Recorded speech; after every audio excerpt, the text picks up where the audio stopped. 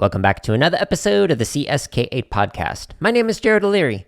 Each week of this podcast is usually an interview with a guest or multiple guests, or a solo episode where I unpack some scholarship in relation to computer science education. This week's episode is a little bit different. I'm actually a guest on somebody else's show, the CSTA Wyoming podcast. So this is actually from episode 2, Computer Science and Music with Jared O'Leary. That's me. So I'm going to talk about some questions that some teachers in Wyoming had and kind of answer them, and provide some examples of the intersections of music and computer science. Now, if you like that intersection and you want to hear myself talk about it a little bit more, I actually have a few episodes on this, and I'll include some links in the show notes to those if you want to take a listen to them. But I also recommend subscribing to CSTA Wyoming on Spotify so you can listen to them, and I'll include a link to their podcast in the show notes at jaredoleary.com.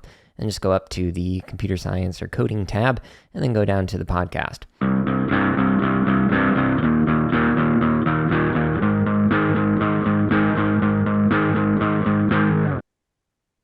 Hello and welcome to the CSTA Wyoming podcast, the show for all things computer science in the WYO. I'm Megan Garnhart, CSTA Wyoming president and a Wyoming high school computer science teacher. In today's episode, we will be answering questions from Wyoming computer science educators with Jared O'Leary. We'll discuss the intersection of computer science and music education. Hi, Jared. Thanks for being here today. Yeah, happy to be here. Can you introduce yourself for us and tell us a little bit about what you're up to these days? Yeah, so I've had kind of a weird career. I've worked in both music education and computer science education positions, every grade, kindergarten through doctoral student. And currently, I'm working for myself, creating content for a website for gamers, drummers, and computer science educators. Awesome. That's so fun. This is exactly what you were perfect for today. So we have asked our fellow Wyoming computer science educators and the music educators throughout the state what questions they had about computer science and music education. And we're hoping you can help us answer those because you're for sure the expert in this. So let's get started. Cool. So our first question is, I am an elementary music teacher and my principal has asked that I bring computer science into my lessons. Help. Where do music and computer science principles align? Yeah, so I really like this question, and I'm going to spend more time answering this and kind of diving deeper than some of the other questions, just to kind of set the grounds here. So my dissertation had a lot of themes and sub-themes that blurred these boundaries between music making and computer science education. So my PhD is in music education, but the dissertation itself talked a lot about people making music with retro video game hardware and like old computers. So it's music called chip tunes. So people who made this music were discussing it in a discussion forum. There were like 10,000 members in there, and they had like 11 million words of data that I looked at and kind of like came up with these different themes and whatnot. So the themes primarily talked about composition practices, performance practices. This is like music composition and performance. And then something I'm calling maker practices, coding practices, entrepreneurial practices, visual art practices, and community practices. So within all of these, it like really blurred these boundaries and kind of made me question, well, when is this a computer science practice or principle or concept? And when is this a music one? And there wasn't really a clear answer. And when the members of the discussion forum actually spoke about it, they said that it was inseparable. So when it came to coding some types of music, they said you cannot do this without engaging in both code and music. So what I'd recommend is trying to find spaces or ways of engaging that kind of have similar alignment, whether it is chiptunes or whatever. So to more directly kind of answer your question, however, and by the way, if you want to, the dissertation is available for free. It's called Corpus Assisted Discourse Analysis of Music-Related Practices discussed within chipmusic.org.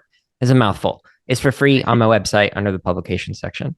But let's actually like dive into this a little bit. So a lot of the engagement that you'll find, and I'll kind of talk about this a little bit more in some of the other questions. Like if you were to create music in Scratch, it's pretty obvious when to be able to align the algorithms and programming standards that Wyoming has. However, it's a little harder for some people, especially music educators, no offense, to figure out how to align the music standards with computer science standards. So I actually kind of want to go through those for a moment, just to kind of talk about it.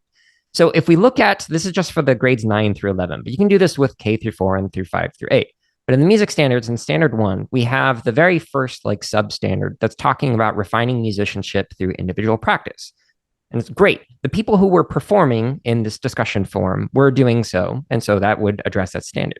However, they built their instruments. So these electronic instruments were often built by themselves for the purpose of making music. And because these are electronic instruments, they often had to engage in all sorts of hardware manipulation, even like literally designing hardware like chips and being able to make it so that you could interface with these old devices and then turn like an Atari into a guitar. And then you have a Guitari. Like there's a lot of really cool things that people were doing. So cool, that addresses standard 1. So standard 2 is to be able to perform independently and with others. So a lot of these people were doing so not only with the electronic instruments that they built, but they also had like groups with like a tuba and a banjo, a Game Boy Advance, and then like a vocalist. Like they were doing this in clubs, they were doing this online, etc. Awesome, we've addressed that standard. The next one is to be able to improvise rhythms and melodies, etc., to be able to like create music in a different style. Now, this was the number one thing that they talked about was composing and improvising, etc., and doing all of these things that are listed under standard 3. And that's out of 11 million words of data. So they discuss this quite a bit. And that also addresses standard number 4, which is the composing and arranging music. Now we also have music literacy through notating music. Now, this one, for some music educators, when they look at it, they might see the ways that people engage in this intersection between music and computer science and go, but that's not Western standardized notation. You're right. They might not be using that. Instead, they might be using MIDI, or they might also use some of the staff notation, or they just might use code. They might use a language called ABC notation, where you're literally just writing out the letters and then it performs it for you. If we actually zoom out a little bit and look at, well, what do you mean by music literacy? There are so many ways that you can engage in music making and computer science if you just broaden your definition of what does it mean to be musically literate. So the next set of standards that's on music, we have standard number 2, which is aesthetic perception. So this first substandard under here is talking about analyzing compositional devices and techniques. They frequently talked about comparing algorithms as well as comparing albums and songs, etc. So we've got that one. And the next substandard is responding to oral examples by evaluating musical elements. So they asked for critique. There is, in fact, a subform specific to critique on music where people would submit their works in progress and say, hey, can I get some feedback on this? So we've got that one as well. They also evaluated their own and others people's performances. They did this not only with their code or compositions, but also like live performances. And again, got some feedback on there. And then the last substandard under this particular one is about forming and defending preferences for musicians. There's a lot of discussions on, well, which chip musicians do you like? Or is this type of chiptune actually chiptune, or is it something called fake bit, which was this really interesting argument about if you used the wrong type of hardware for this, was it then actually legitimate music? Which gets into some historical and cultural context, which is the third main standard for musicians or for music in Wyoming. So this one, again, I just mentioned the very first standard in there. So the second one is talking about analyzing characteristics that cause a work to be considered historically or culturally significant. So creating requires an understanding of that style or period. So a lot of people, when they engage in this music, they would actually create like jazz or hip hop or progressive rock in this particular style of electronic music making that required a lot of computer science background to do. So I'd argue that you actually are engaging in that one. And the next one is students evaluating the various purposes of music and selecting music for a specific purpose. So this is often done, they would do for live performances. They also created chip tunes for like commercials or for movie scores or video games, etc. So far we've hit every single standard on here. And we can do the exact same thing for the artistic connections in the very last standard 4 that's on here.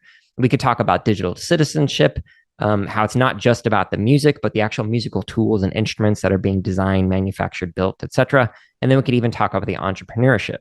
So long story short, every single one of the music standards can relate to just this one subgenre of music making that happens to blur these intersections of computer science and music. But the thing that it requires for a lot of music educators is to think of how these two fit and really kind of evaluating not only like what students will know and understand, but how they can actually do that. So the how can be up to the communities, the districts, the individual educators, or even students to figure this out.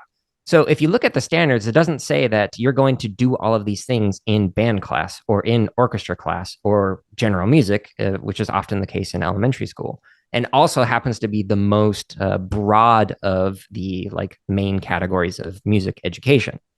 So if we look at the standards, and my argument is what we typically see is standard, substandard one and two.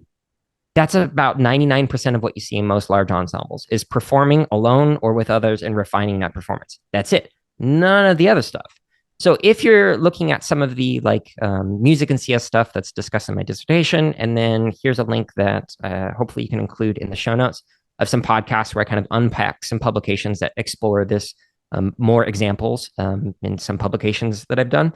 Um, I would argue that a lot of what is being talked about in those podcast episodes and those publications can very easily be done in music classes and actually address the remainder of those standards that likely are not actually discussed in music education context. I don't know. Did that answer that question for you? Absolutely. I think that's fantastic. I love how in depth you went there. And I will make sure that that link that you sent is in those our show notes as well, because I think this is just so powerful. And I think you hit it right on. You know, sometimes it's just understanding to dig a little bit deeper than the obvious of the standards, which Yep. we all fall into that of this kind of like blanket level of the standards. So yeah, I think the in depth of that was perfect for what we want. And you're right, it sets the stage for the rest of what we're going to talk about. So question two was, I have students who love music but aren't very interested in my computer science course. How can I get them excited about computer science? Do you have resources to help me? Yeah, that's an excellent question. So for context, when I switched over from music education and started teaching coding classes at the K-8 level, they were using one platform as code.org, and students after a while got pretty bored with this. So they had this technology special class that they rotated to, and so I'd see them for 3 weeks every single day for 3 weeks straight, and then I'd see them again next quarter. And so we were able to dive deep into things, and the students got bored with just doing the same thing over and over. And so very quickly, I was like, okay, how about we actually do more arts based and music based, like creation through code? And so the next semester, I added in Scratch. And so students were able to explore stories, games, animations, even music. There are some limitations, and I talk about that in that one of the podcast episodes that is going to be in the show notes. But the students kept coming to me and saying, yeah, this is great, but I'd really like to be able to make more music, like dive deeper into this. Cool. So the following semester, I added in Sonic Pi, which allows you to dive deeper using a programming language, Ruby, and allows you to like literally live perform by typing out lines of code, or you can compose stuff, or you can create all types of like aleatoric chance based music making or soundscapes or whatever you want to do. And then the following semester, I added in Swift, which was like professional app development, because students were like, "Well, I want to be able to make stuff for my iPad or my whatever device." And so I kept adding a new thing each semester. So the reason why I'm saying this is because to answer your question more directly is whenever students came to me with a question of, "Hey, how do I explore this thing through CS?" I found a language or a platform that allowed them to do that, whether it was like Khan Academy, JavaScript, more art and animation, or Scratch, or Sonic Pi, or Swift, or Core.org, whatever. There are many different options in there. So if you want to get kids interested in CS and they love music, find a way to explore that. Now, how do you do that? Well, there are platforms, and this will kind of answer another question, but some easy ones to compose or perform are Scratch, that's block based. You could use TunePad, which is Python, I believe. You could use EarSketch, which I think is both Python and JavaScript. You could use Sonic Pi, which is Ruby, and there's like many more that you could do. Now, this is not just composing, which is a really cool thing that you can do, but you can also perform or algorithmically improvise. So there's a subgenre of music making called algo rave, where it's combining rave culture with algorithms. And so somebody will literally go up onto a stage, they'll display their screen behind them, and all the screen shows is code. And it's just this blank screen, and you start typing in lines of code, and you hit run, and it executes, and then you hear oomps, oomps, oomps, and then okay, cool, we got our like four on the floor going, and then we add in a melody, and then a bass line, and then you see all the lines of code as they're going, and they're literally performing music, and you can see everything that they're doing to actually create that music. The other side of things of algorithmically improvising, one of the things that I like to kind of experiment with was this like exploration of music and CS in ways that you cannot do without the connection of the two. And so one of them is looking at how you can have randomization in a program. So you use like a random seed or like a number generator or something to just randomly select within some kind of a frame. So I created an infinite drum set. So I gave it a single seed, any kind of number, and then it would just algorithmically improvise a beat with fills and grooves and all sorts of really cool stuff. And then you give it a different seed, and then it will allow you to infinitely create a new different set of different rhythms and whatnot. And I could actually change how good or bad the performer was. And so I made it so that like it would either be perfectly in time, or I could scale it back so it sounded like some of the elementary kids that I work with when they're first figuring out how to play on the drums. So those are some really cool things that you can do and explore if you kind of think outside of the box.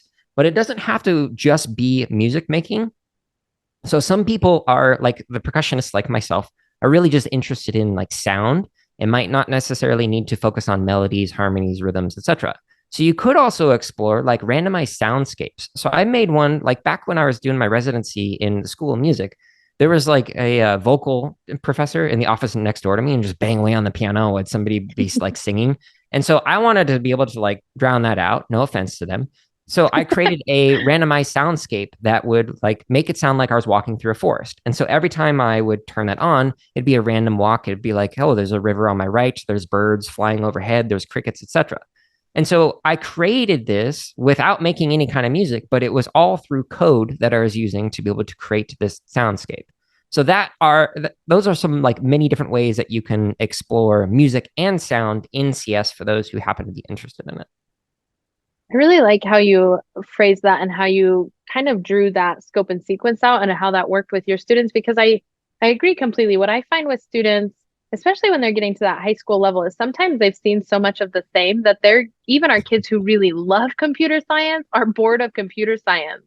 Yep. And I think that what you hit on there was a lot of that interest-based computer science, doing computer science work and learning a language for the purpose of meeting an interest that you have, specifically in this case with music.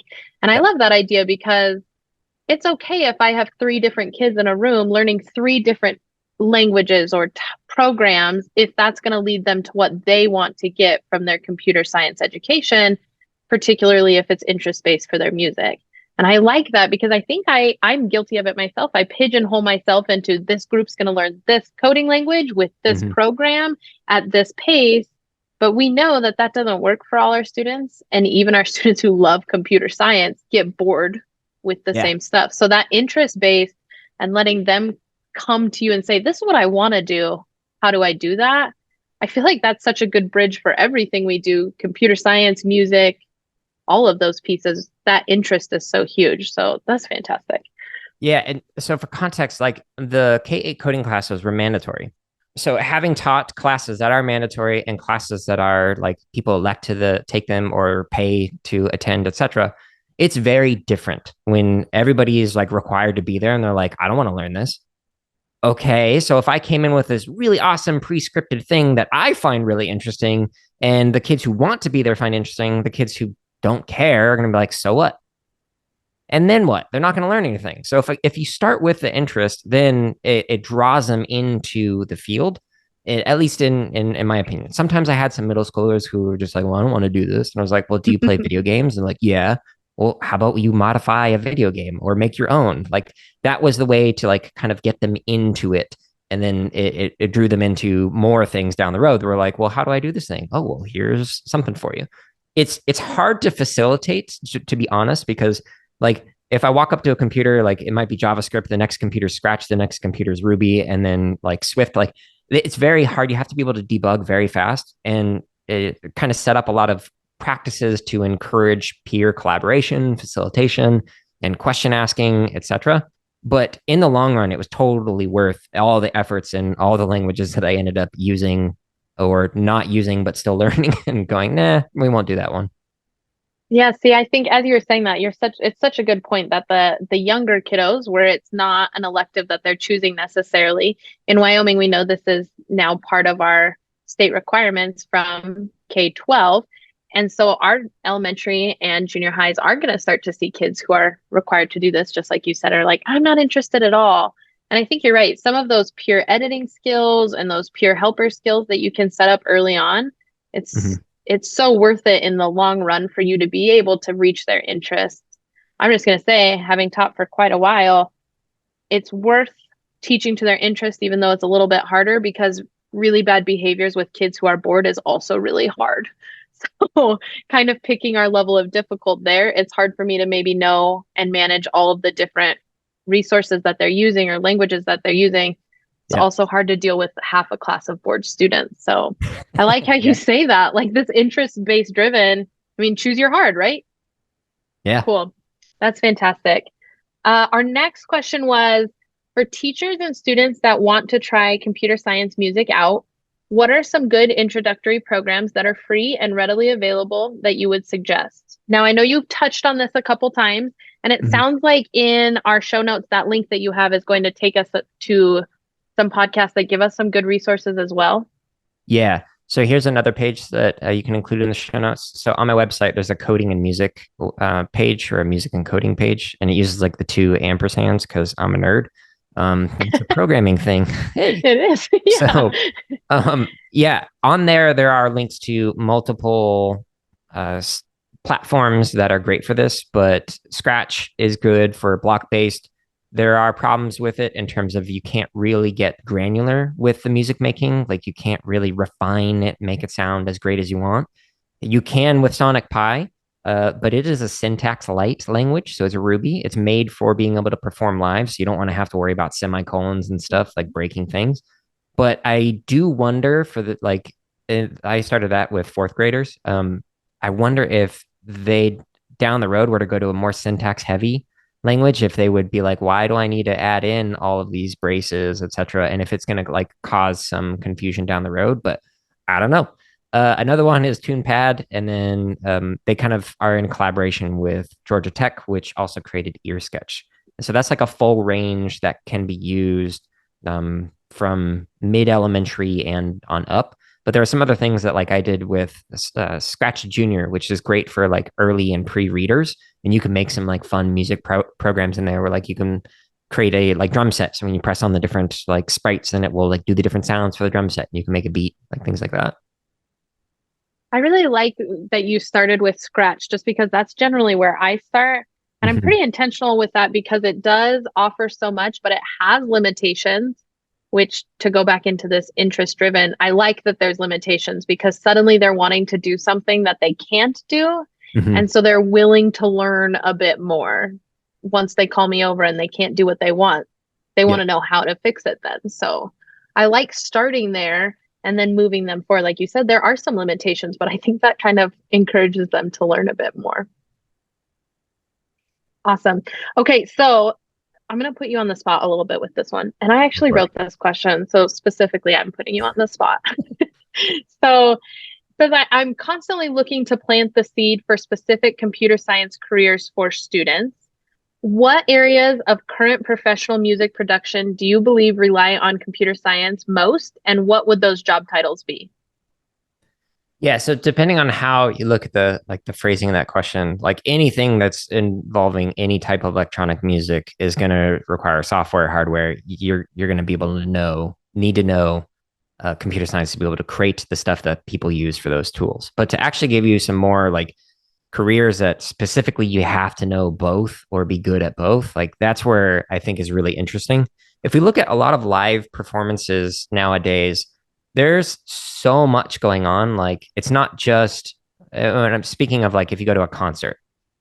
So if you to attend it, it's not just going to be somebody on stage singing and playing instruments, etc. There's all sorts of lights like LEDs, imagery that sync with the music, the sound, or even dance. Like People will wear outfits that will light up depending on what kind of dance move they are using, etc. Like there's a lot of really fascinating things going on live that kind of blur the intersection of the arts, broadly speaking, in computer science.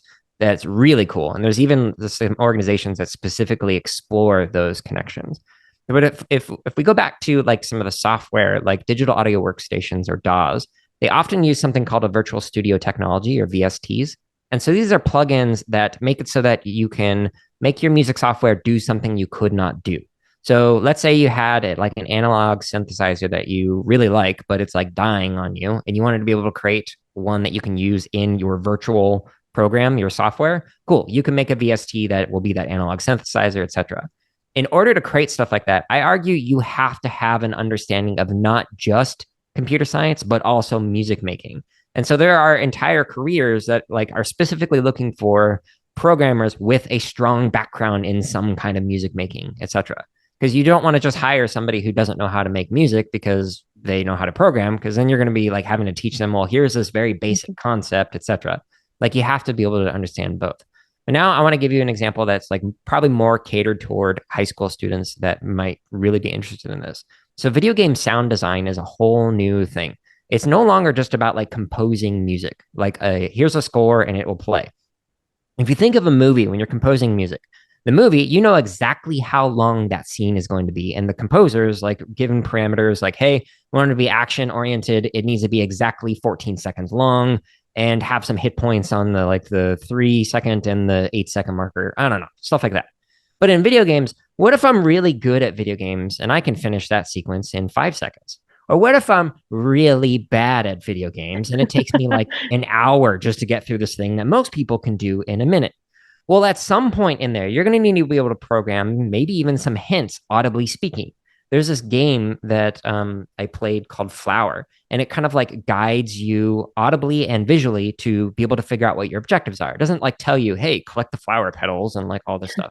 It's just like you kind of float around and you explore, and then it kind of like nudges you in a direction by like pushing some wind over here. The same thing can be done with audio. So you can literally program a video game to help somebody out with just the audio cues of like, oh, I think I hear something over in that direction. Maybe I should go over there.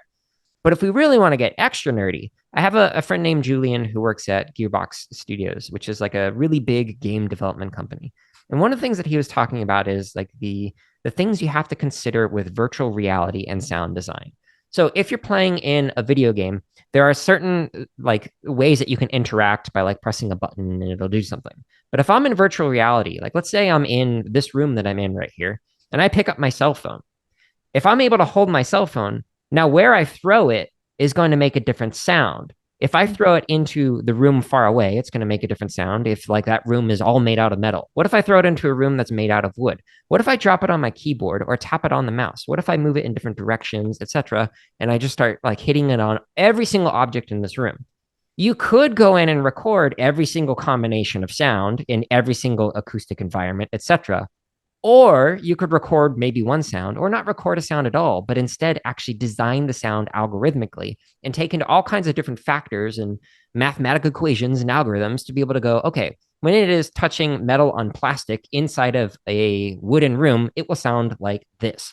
And if it is being bonked on my head inside of, I don't know, a room that is full of padded walls, it's going to sound completely different. So that kind of intersection is what's really coming in the future of like game design for not only music, but also for sound. And I find that fascinating. You're really going to need to have some people who have a firm understanding of programming and just sound in general, and who like to nerd out with algorithms and math to be able to make it sound like this cell phone would sound in an actual environment, in a virtual environment. That's wild. That is so fantastic. I've never put thought to that, I guess. I'm not a huge gamer. I've played some games, but I'd never put thought to those pieces. But that's so intriguing. And I think we have a huge population of kids who are going to be really interested in that piece. We Mm-hmm. see a lot of kids in computer science who are like, oh, game development for sure. But it's cool to look at all those other pieces of development that are included. Interesting. Yeah, the Kind of sound blew my design mind is a little bit. It's so cool. And most music educators like don't really think about sound broadly speaking. They think about music. And the music side is really cool because like you can layer in like 20 different sound variations. Like if there's 5 enemies in the room, only play 4 of them. But if there's 100 enemies, play like 20 of them. Like there's so many cool things you can do. But like the sound and virtual reality, like the intersections of computer science is just it's fascinating. Wow, that is fascinating. I'm really excited to tell my students about this tomorrow. Truly, they're going to nerd out with me and we'll have so much fun. Those were all of our questions. Thank you for joining us and helping Wyoming music and computer science teachers begin to join forces together.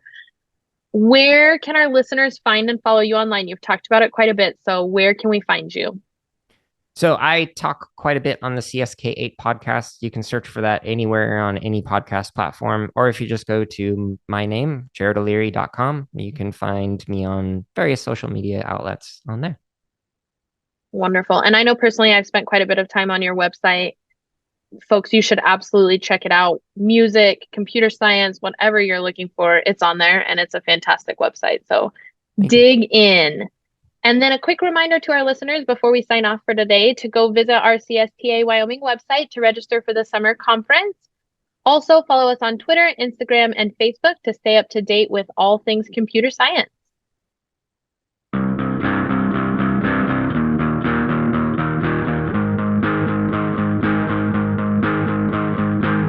Now, I don't know about you, but that very last question that was asked, where I was talking about like VR and whatnot, like that is so cool. The fact that you can save so much memory, so much time, so much like the processing power and whatnot, just by having stuff run algorithmically rather than having to record hundreds and hundreds of samples of what if I bang this object on this other surface in this new environment? Like, it just makes it so you can adapt things on the fly so much faster than having to record stuff and get like a high quality or high resolution audio file for every single possible sound effect. So the future of like sound and music and programming, that intersection is pretty neat when it comes to video games and the VR space in particular. So if you want to learn more about that, I'll include some links in the show notes to some other intersections of music and computer science that you can explore on some other podcasts or publications that I've done on this particular topic. Thank you so much for listening to myself be a guest on somebody else's podcast. Again, check out CSTA Wyoming, whether it be their podcast on Spotify, linked in the show notes,